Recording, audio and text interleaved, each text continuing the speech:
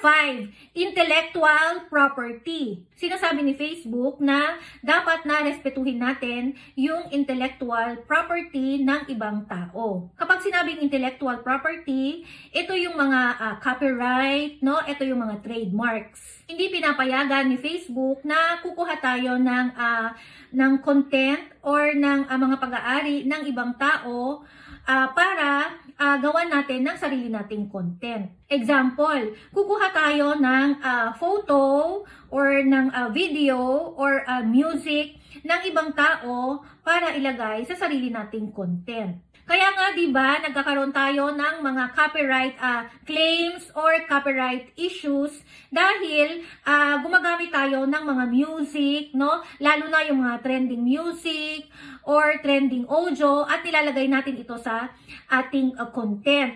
Na yung music naman na yon or yung audio naman